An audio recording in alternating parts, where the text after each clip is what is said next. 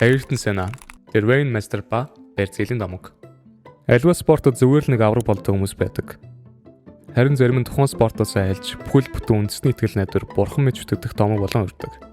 Формула 1-ийн түүхэнд яг ийм хэмжээнд хүрсэн цорын гац хүн байсан нь Барьцаалийн домог нисгэгч Ayrton Senna юм. Сайн байцгаана уу эвнэ сонирхчдоо. Өнөөдрийн бичлэгээр бид зөвхөн хурд ялалтын тухай ярихгүй.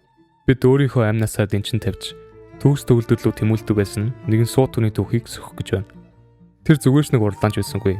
Түүнийг F1-ийн ертөнцид The Rainmaster мөн Magic Senna гэж хүндэтгэн дууддаг байлаа. Жолооны ард суух үедээ тэрээр энэ ертөнцөөс тасарч өөр хэмжээс очдог байсан гэдэг. Ayrton Senna гэж чухам юм байсан бэ? Тэр хэрхэн Формула 1-ийг өөрөөр өөрчилсөн бэ? Баян ялын үгийн цоцошгүй өсөл. Ayrton Senna da Silva 1960 оны 3 дугаар сарын 21-нд Барьцаалийн Сан Пауло хотод чинэлэг гэр бүл мэндэлжээ. Түүний эцэг Милтон амжилттай бизнесмен байсан бөгөөд хүүгээ 4 настай байхад нь өөрийн гараар жижигхэн go-kart угсарч өгсөн нь бүх зүйлийн эхлэл байлаа. Senna багтаа их хөдөлгөөний эвсэлгүй зожигдсон хүүхэд байсан ч жолооны ард суух үед л жинхэнэ утгаараа амар түгэв. Тэрээр 13 наснда go-kart-ын албан ёсны уралдаанд орж эхэлсэн бөгөөд эндээс л түүний хамгийн алдартай чадвар буюу бороотой уралдаанд уралдах арга барил нь нөлөөлсөн юм. Анхны бороотой уралдаандаа тэр бусдад маш амархан гүйцэтгэж ялгадлуулжээ. Энэ нь түүний шарыг маш ихээр малтсан тул бороо орохтой олонд бусад хүүхдүүд гэртээ ярьж байхад Senna ганцаараа track дээр үлдэж машин халтарч ирэхтэй олонд дахин оролцоор бороотой зам машиныг хэрхэн удирдах тэрхүү 6 дахь мэдрэхүү буюу Tools Car Control-тай болсон гэдэг. 1981 он тэрээр гэр бүлийнхэн 5 дахьтай амьдралыг орхин Европыг зорин Англид ирснээр Формула 1 рүү өрөх хүндхэн бөгөөд гайхалтай аялна эхэлсэн юм. Формула 1 төлөвт явсан буюу Монакогийн гайхамшиг. 1984 онд Senna эцэст нь Формула 1 Toleman багийн бүрэлдэхүүнд орж ирлээ. Toleman бол тухайн үедээ гридийн сүл бичигддэг маш сул машинтай баг байв. Гэтэ тэр жилдээ Формула 1 ертөнцийн Ayrton Senna гэдэг нэрийг эзэж мартахааргүйгээр тэрхэндээс илж авсан нэгэн уралдаан болсон юм. Энэ бол 1984 оны Monaco Grand Prix.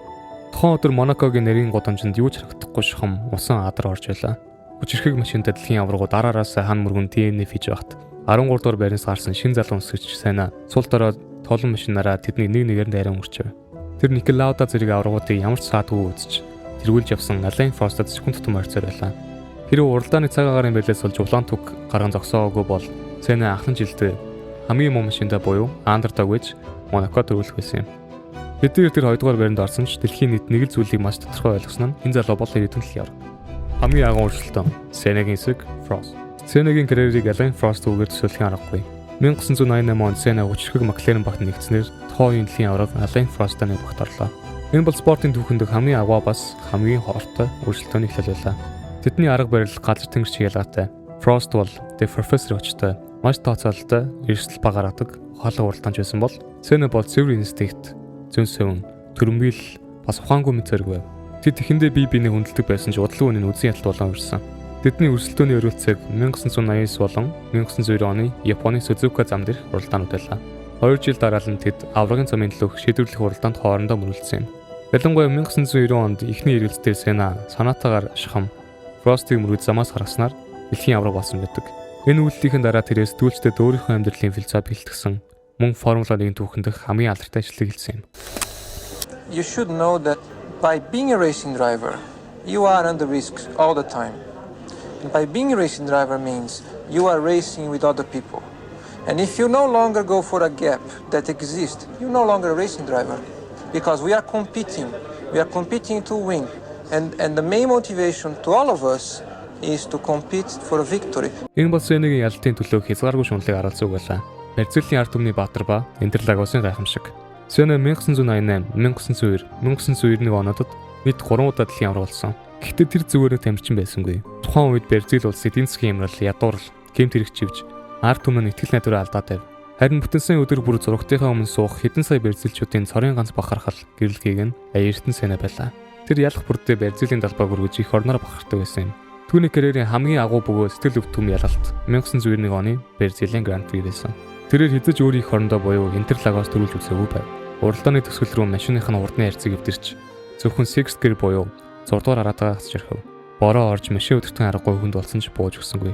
Булчин шүрмсэн татаж мөрөн мултах шахам өгдөж байсан ч тэр шууд зүүн уралцаар барианд орж чадсан юм. Барины шугам давх үедээ өвдөлт болон баяр хөөр холилдон тим радиогоор эрхэн орилж бархирж байсныг сонсон хүн бүрийн сэтгэл одоо ч хөдөлдөг. Тэр энэ ялтыг ард түмэндээ зориулахын тулд хүний биеийг зарайд авсан юм.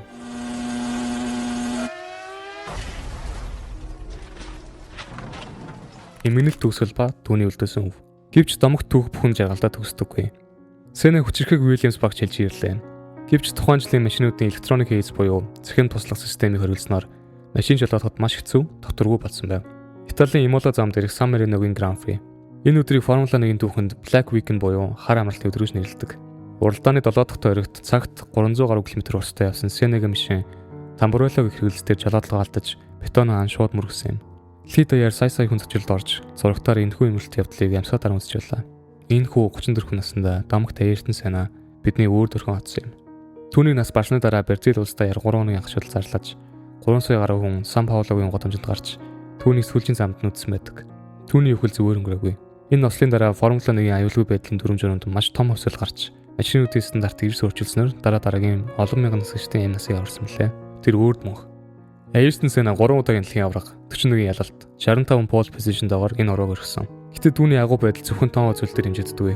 Тэр өөрийнхөө бүх зэрэг сэтгэл цуцалшгүй хөдөлмөр чин үнэнчээр спортод ханддаг байснараа Lewis Hamilton, Michael Schumacher зэрэг дараа үеийн бүх аврагуудын шүтэн болж чадсан юм. Ayrton Senna зүгээр л Формула 1-ийн нисгэж байсангүй. Тэр бол хүсэл мөрөөдөлтөд өрөх замыг гэрэлтүүлсэн урам зориг байсан юм. Та нарын хувьд Senna-гийн түүхээс хамгийн ихсэлд үлдсэн хэсэг нь юу байсан бэ? Мөн дараагийн бичлэгээр ямар домогт нисгчийн түүхийг сонсомоор байна? Сэтгэлдээ комент хийх хуваалцаарай. Бичлэг таалагдсан бол лайктаар сувгатаа subscribe хийгээрэй. Дараагийн бичлэгээр уулзцгаая. Баяр та.